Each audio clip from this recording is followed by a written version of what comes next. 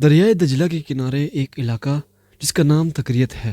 1937 کو اس علاقے کی ایک غریب کسان کے گھر میں ایک بچہ پیدا ہوتا ہے، مگر اس بچے کی ماں کو اس کی پیدا ہونے کی خوشی سے زیادہ اس بات کی فکر تھی کہ اس کی پرورش کس طرح کروں گی، کیونکہ اس بچے کا باپ جس کا نام حسن عبدالماجد تھا وہ اس دنیا سے چند ماہ پہلے جدا ہو چکا تھا۔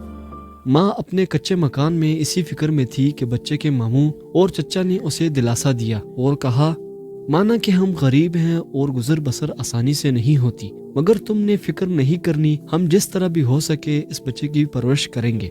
بچے کی ماں جو پہلے ہی اپنے بھائی اور دیور کے احسانوں کا بوجھ اپنے کندھوں پر اٹھائی ہوئی تھی، اچھی طرح جانتی تھی کہ یہ دونوں پہلی ہی غربت کے باوجود اس کی دیکھ بھال کر رہے ہیں، اب انہیں مزید ایک اور جان کا بوجھ اٹھانا پڑے گا، مگر یہ باتیں سن کر اسے اطمینان ہو گیا۔ بچے کے چچا نے اس کا نام صدام حسین رکھا۔ صدام کا مطلب زوال دور کرنے والا۔ آج کل کے دور میں تکریت علاقے کو بہت زیادہ شہرت حاصل ہے، مگر اس وقت شہری سہولتوں سے محروم ایک ایسا علاقہ تھا جس کے لوگ 2 وقت کی روٹی کے لیے ہر وقت فکر مند رہتے تھے۔ یہی وجہ ہے کہ صدام حسین کا بچپن بہت زیادہ تکلیف دہ تھا، خوشیاں اسے بہت کم دیکھنے کو ملتی تھی۔ کچھ عرصے کے بعد اس کی ماں نے اپنی دیور کے ساتھ شادی کر لی، جس کے نتیجے میں صدام حسین کو ایک اور بھائی مل گیا جس کا نام ادہام رکھا گیا۔ دونوں بھائی نہ صرف ایک دوسرے کے گہرے دوست تھے بلکہ رازدار بھی تھے۔ اس وقت علاقے تکریت میں غریب گھرانوں کے بچوں کو تعلیم کے لیے اسکولوں میں بھیجنے کا رواج نہیں تھا۔ اس کی بڑی وجہ غربت اور دوسری وجہ علاقے میں تعلیمی اداروں کی قلت تھی۔ صدام کے چچا صدام حسین کو کھیتی باڑی پر لگانا چاہتے تھے، مگر ایک دن جب صدام حسین کو اپنے ہاں آنے والے ایک مہمان بچے کی زبانی یہ پتہ چلا کہ وہ طالب علم ہے اور لکھنا پڑھنا جانتا ہے تو وہ بہت حیران ہو گیا، اور اس نے دل ہی دل میں یہ فیصلہ کر لیا کہ وہ بھی لکھنا پڑھنا سیکھے گا۔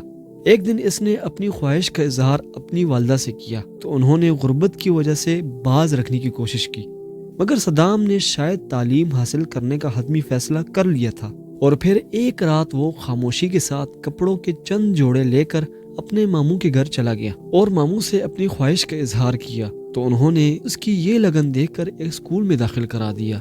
تعلیم جاری رکھنے کی خاطر صدام حسین بغداد آ گئے اور ایک ہائی اسکول میں داخلہ بھی لے لیا۔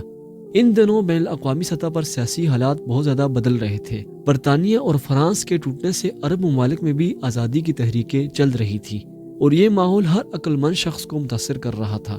اس وقت عراق میں 2 پارٹیاں بہت زیادہ مقبول تھی، ایک کا نام سوشلسٹ تھا اور دوسری کا نام باس پارٹی تھا۔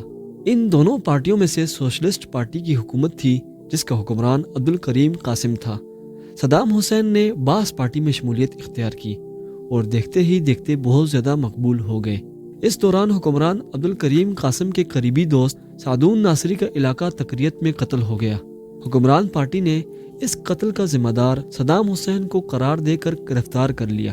صدام حسین 6 ماہ جیل میں رہے اور آخرکار ثبوت نہ ملنے پر رہا کر دیے گئے۔ اس گرفتاری نے انہیں مزید مقبول بنا دیا اور آخرکار 1959 میں ان کی پارٹی کے ہائی کمان نے بغداد طلب کیا اور انہیں عبدالکریم قاسم کو ہلاک کرنے کی ذمہ داری سونپی۔ صدام اور ان کے ساتھیوں نے یہ مشن کامیابی سے پورا کیا اور وہاں سے فرار ہو گئے۔ البتہ صدام کو اس وقت ایک گولی ٹانگ میں بھی لگی تھی۔ کچھ دنوں کے بعد صدام حسین کو یہ پتہ چلا کہ عبدالکریم قاسم قاتلانہ حملہ میں بچ گیا ہے۔ ان دنوں صدام ہائی اسکول میں بھی پڑھتے تھے اور شدید زخمی ہونے کے باوجود انہوں نے اپنے زخم کی خود ہی مرہم پٹی کی اور اسی حالت میں اسکول بھی جاتے رہے۔ اس دورانیہ میں صدام حسین کے ساتھیوں کو گرفتار کر لیا گیا، مگر صدام حسین کسی طریقے سے اپنا بھیس بدل کر وہاں سے فرار ہو گئے اور 7 دن صحرا میں لگاتار سفر کر کے شام پہنچ گئے۔ وہاں 3 ماہ قیام کے بعد 1960 میں مصر چلے گئے اور 3 سال تک تعلیم حاصل کرنے کے ساتھ ساتھ باس پارٹی کے منصوبوں کے لیے بھی کام کرتے رہے۔ اس دوران ان کی شادی ہو گئی اور یہ اطلاع بھی ملی کہ عراق میں سوشلسٹ پارٹی کا تختہ الٹ دیا گیا ہے۔ عبدالکریم قاسم کے قتل کی سازش میں صدام حسین کو اس وقت سزائے موت سنا دی گئی تھی، مگر باس پارٹی کے اقتدار میں آنے سے اس پر عمل درآمد نہ ہوا اور صدام حسین عراق واپس آ گئے، مگر یہاں آ کر ان کو اپنی ہی پارٹی میں کچھ لوگوں کے خلاف مورچہ لگانا پڑا کیونکہ پارٹی میں اختلافات بہت زیادہ ہو گئی تھی۔